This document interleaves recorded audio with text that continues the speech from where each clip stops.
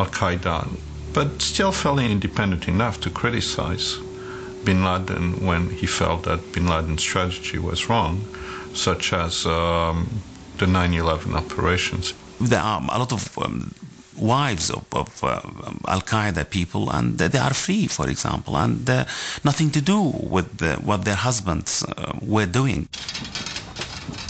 I actually had my own clinic, so I came in contact with anybody and everybody.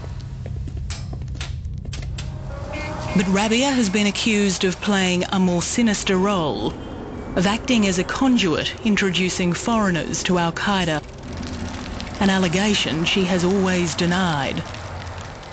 Rabia, because of a long history of connection and relationship to the leadership of Al-Qaeda, was able to broker a lot of introduction between Australians who tried to connect to Al-Qaeda Central and Al-Qaeda Central. According to Rabia, her life in Afghanistan was about living her Islam, not about terrorism. What did it have to do with me being there and being involved in building wells and being a translator and delivering babies? Rabia left her clinic in Kabul to work in the southern province of Kandahar. She was living in this Taliban stronghold on September the 11th, 2001. Osama bin Laden perpetrated, in the eyes of the democratic leaders of the West who are going to save the world, he perpetrated a crime against America and killed over 2,000 people, or led the men who perpetrated this, or did this. I mean, let's not even think about the million children that died of starvation in Iraq, or, you know, the Palestinians that have had, you know, their limbs ripped from them and ran over by... I mean, all of that doesn't mean anything because they're Muslims. Allahu Akbar, Allahu Akbar.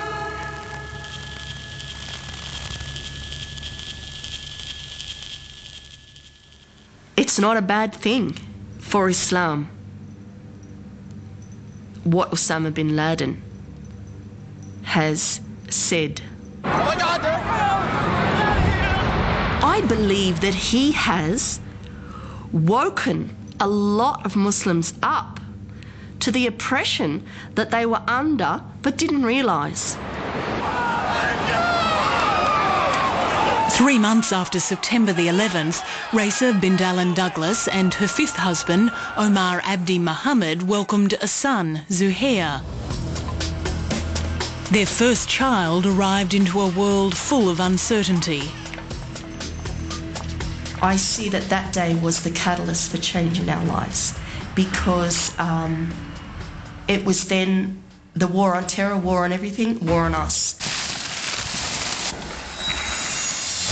Raisa stayed in Sydney with her 7 children, and Omar returned to America.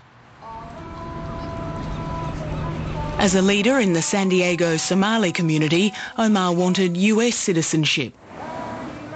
He had an interview scheduled with US immigration on May the 9th, 2002. He shows up, and lo and behold, when he shows up, there's 2 agents. They had a camera, a video camera, and they asked him, you know, we're going to interview you, and is it okay if we videotaped you? And Omar says, fine.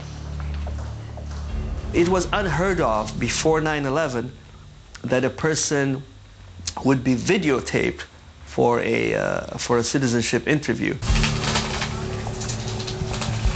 US immigration received an anonymous letter claiming Omar had links to terrorist organisations. It prompted a covert investigation into Omar's past. There are many questions raised by what he was doing in the United States, who he was really working for, and the terrorist connections that he had. The interview was used to gather evidence.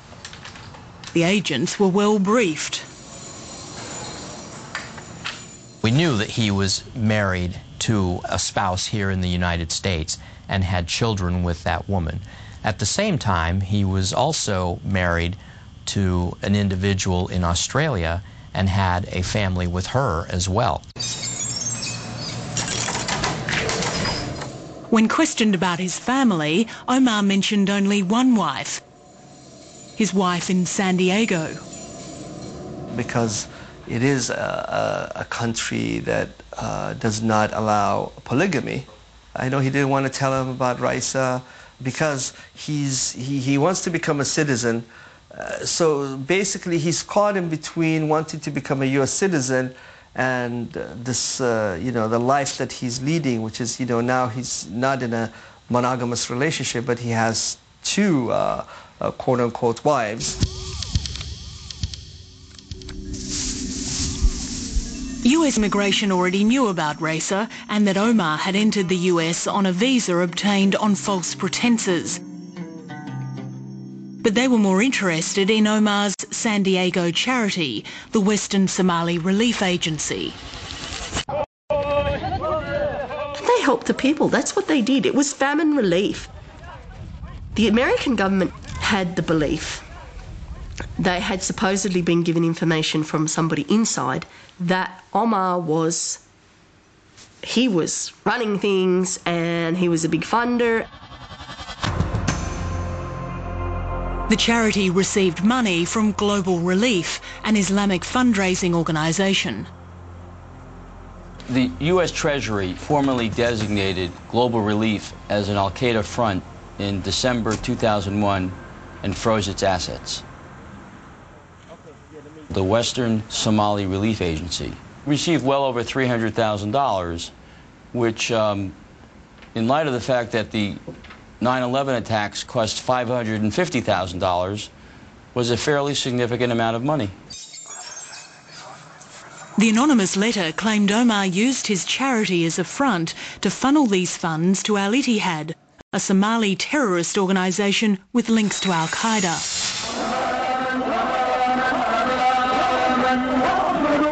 Al-Ittihad was actually one of the first groups that became a province of Al-Qaeda in the early 90s when they attacked U.S. troops in Mogadishu.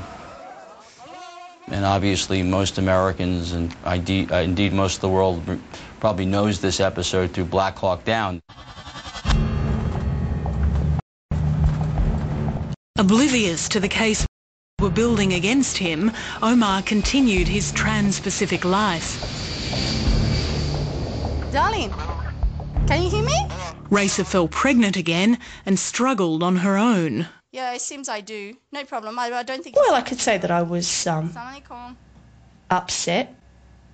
Certainly upset. I was at times depressed about it all and say, oh no, I've got another baby and I'm on my own. But Omar's words, Omar's letters were always very, very supportive of me, and he never let me down. Omar would be back in Australia for the birth of their second child, Zainab, but would leave shortly after for his final US citizenship interview on January the 22nd, 2004. I went there knowing nothing. He never suspected a thing. Walked through the door. He said the FBI were kind of both sides of the door and they just flung me, he said, straight down onto the floor and handcuffed me. He said there were so many guns pointed at him from every direction. We had an indictment and arrest warrant for Omar. So the intent at the second interview was to place him under arrest and to interview him to see if he would be more forthcoming and more truthful in his answers, which he was not.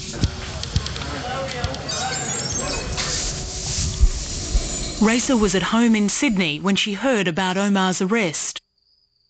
They considered it that they'd captured this fantastic, wonderful, big terrorist, that was part of the who was running Al-Qaeda for Somalia.